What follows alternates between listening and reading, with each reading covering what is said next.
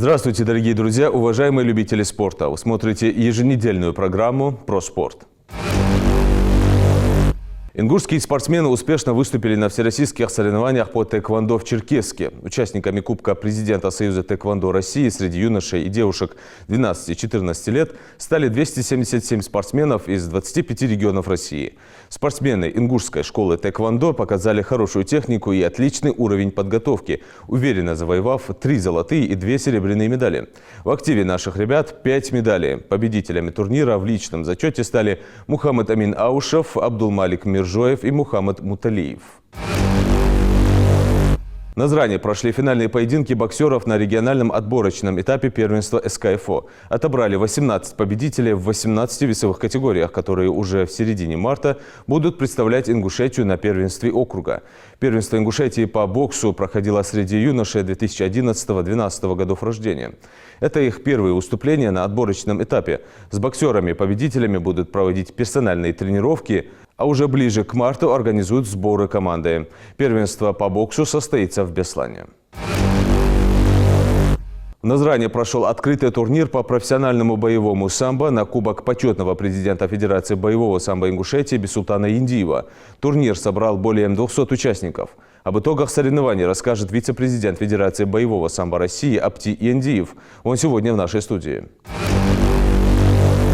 Апти, ассаламу алейкум. Алейкум ассалам. Приветствую тебя в студии программы «Про спорт».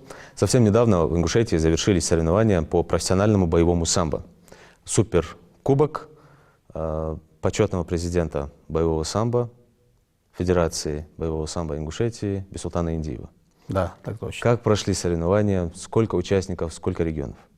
Ну, прежде чем начать разговор, я бы хотел поблагодарить весь коллектив вашей телерадиокомпании «Магаз» за постоянное внимание к нашим турнирным проектам, да не только в целом работе спортивной, по линии Федерации боевого самбо России, по линии Федерации рукопашного боя и комплексного единоборства. За это вам большое огромное спасибо. Благодарю. Вы работу делаете профессионально, своевременно и выводите крайне актуальную информацию в наших интересах. За это большое спасибо еще раз. Что касается нашего турнира, он был учрежден и проведен, соответственно, впервые. В честь нашего старшего брата, почетного президента Федерации боевого самбо Республики Ингушетия Бисултана Яндиева. Начну, наверное, с личности самого Бисултана. Бисултан Яндиев больше известен в мире спортивной борьбы. Как, скажем так, такая знаковая фигура именно в мире спортивной борьбы не только в Республике Ингушетия, но и в целом по России. Практически мало кто из числа сколько-нибудь имеющих отношение, серьезное отношение к Федерации спортивной борьбы России не знаком лично с Бисултаном Яндиевым. И в данном случае, в контексте деятельности Федерации боевого самбо России, учитывая тот вклад, что постоянно, регулярно осуществляет Бисултан Яндиев дело развития разных единоборств, в том числе и в данном случае боевого самбо, мы посчитали нужным и уместным приурочить очередное знаковое такое спортивное событие в его честь. География нашего турнира оказалась на редкость очень такой интересной. Были представители регионов Северокавказского федерального округа и впервые Южного федерального округа в лице Республики Калмыкия, что было крайне приятной неожиданностью для нас. Далее мы проводили в 2 разделах, старались охватить аудиторию и учесть интересы разных школ смешанных боевых единоборств Республики Ингушетия, те, которые практикуют, больше акцента делают на борцовской работе, да, также многочисленная группа аудитория, практикующих своих спортсменов на смешанных боевых единоборствах. Поэтому с учетом всех этих интересов мы организовали вот такой турнирный старт, с тем, чтобы дать такой мощный турнирный опыт нашим детям, ну и выше, вплоть до взрослой категории, дать ту возможность, которую обычно не получают только на выездах из Республики Ингушетия. Касаемо результатов, какие результаты показали, какие достижения наших спортсменов именно? Насколько Получилась практически киношная интрига.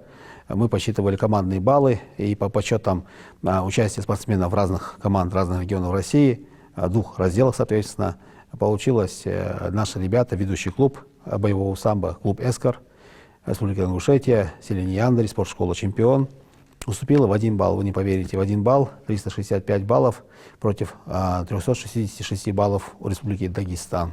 Махачкала, школа единоборств, буквально, считайте, как говорят, образно вырвали зубами, называется, из рук наших ребят.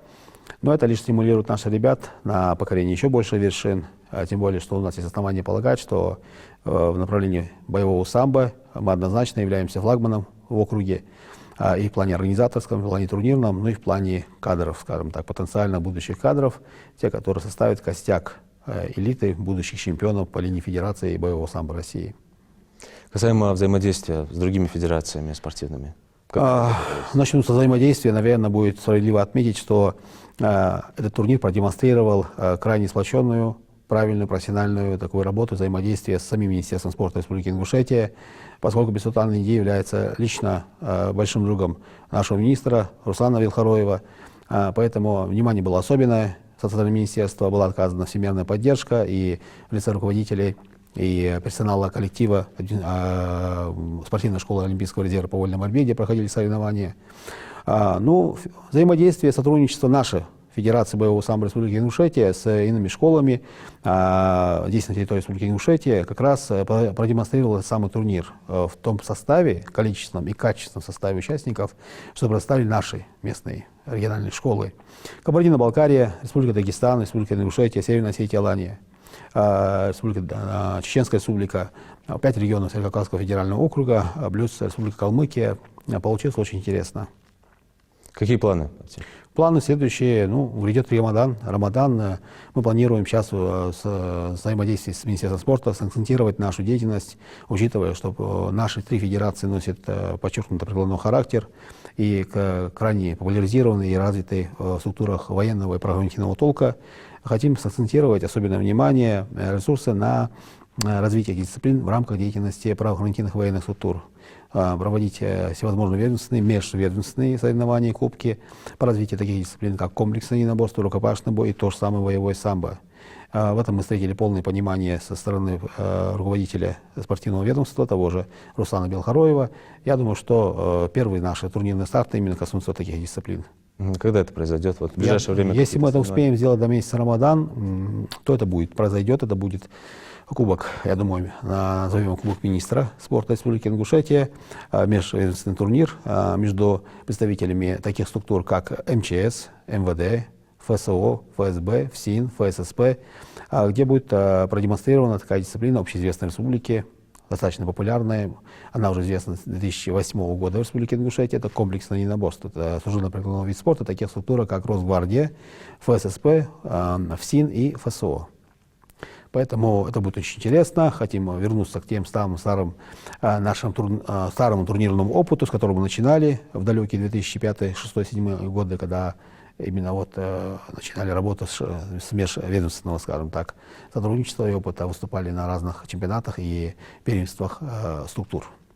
Из других видов спорта спортсмены перебираются к вам в боевое самбо? У нас такая особенность, я не слышу, что это именно наша особенность, это особенность практически всех школ смешанных боевых единоборств на территории, по крайней мере, точно СКФО и ЕФО в том числе, когда спортсмены, редко бывает какая-то школа, специализируется только лишь на одном направлении.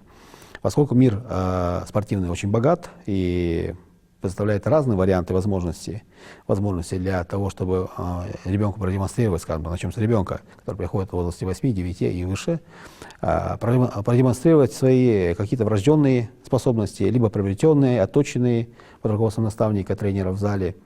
И тут получается так, что зачастую, часто дети после 2-3 лет работы переходят в другую школу, начинают себе пробовать другой, скажем так, ипостаси. Это нормальные процессы, рабочие процессы.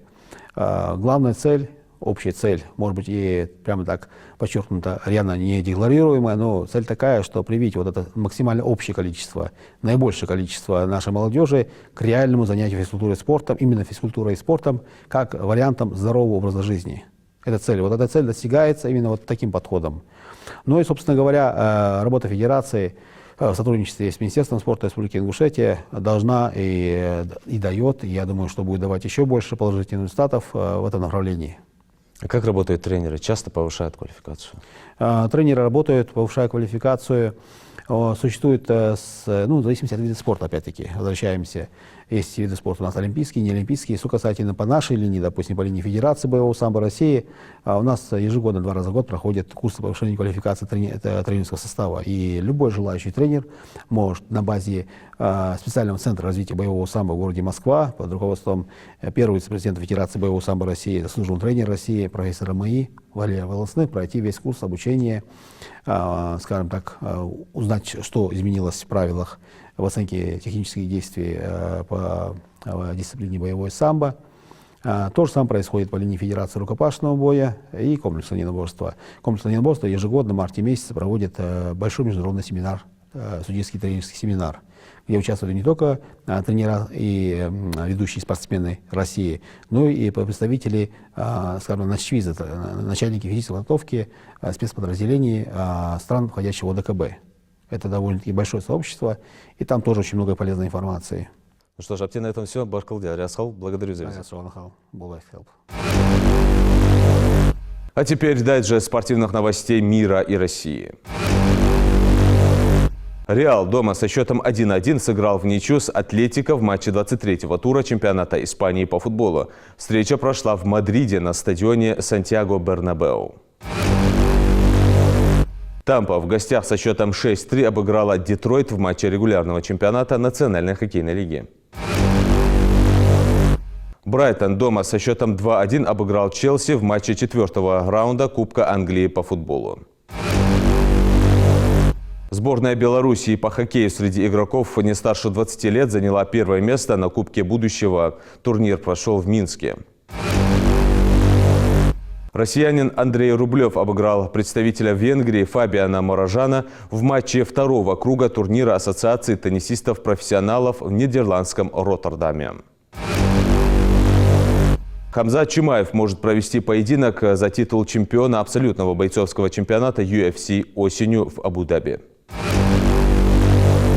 Футболисты московского «Спартака» обыграли столичное «Динамо» в матче «Винлайн» зимнего кубка российской премьер-лиги. Турнир проходит в Абу-Даби.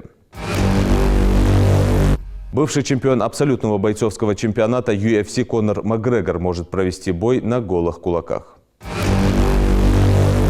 Южноафриканский боец смешанного стиля ММА Дрикус Дюплесси победил американца Шона Стрикленда и защитил титул чемпиона абсолютного бойцовского чемпионата UFC в среднем весе.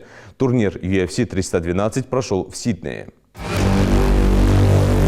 На этом наша программа подошла к концу, но мы обязательно вернемся через неделю с чем-то новым. Следите за нами в социальных сетях. Если у вас есть вопросы, комментарии или предложения, не стесняйтесь связаться с нами. Мы ждем вашей обратной связи и готовы быть лучше для вас. Будьте в отличной форме и до встречи в следующем выпуске.